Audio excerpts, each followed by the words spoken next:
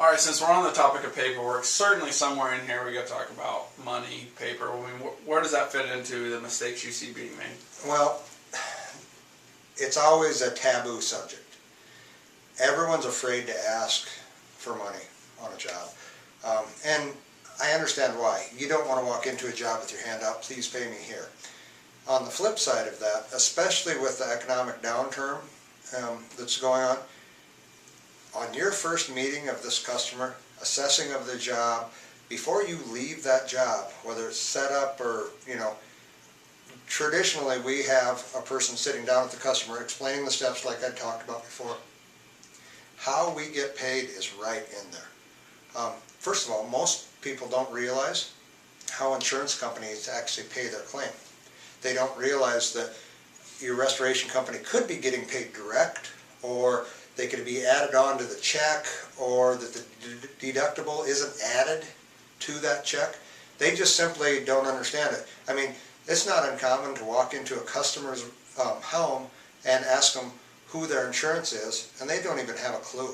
They might know the agent's name, but they don't know what insurance company holds. They don't know what their policy says, anything about it. It's your job as a restoration company to help them through the resources, to help them find out these details. And before you leave there the first day, you have to have some arrangement of how you're getting paid. I strongly recommend having a minimum amount of money discussed before you leave that they have to pay. Whether it be collecting the entire deductible before they leave, like I said, some people don't know that, or it's having, say, I need $500. Quite frankly, we discuss that with our customers on the first initial phone call. When they call us saying, I've got water in my basement, I don't know what to do, we walk them through, once again, I don't mean to sound like a broken record, a list of things to discuss with them. But we say, Mr. or Mrs. Johnson, this is what you can expect on the job. Also, when we arrive, we do expect this initial payment for this amount of money. If it's covered by insurance, it'll be reimbursed. If it'll go toward your deductible, however you want to handle it. But you cannot leave that first day and not talk about it. People always get sticker shock if you don't bring up how you're getting paid until you send them an invoice a week later after, they've had a loss for 3 days.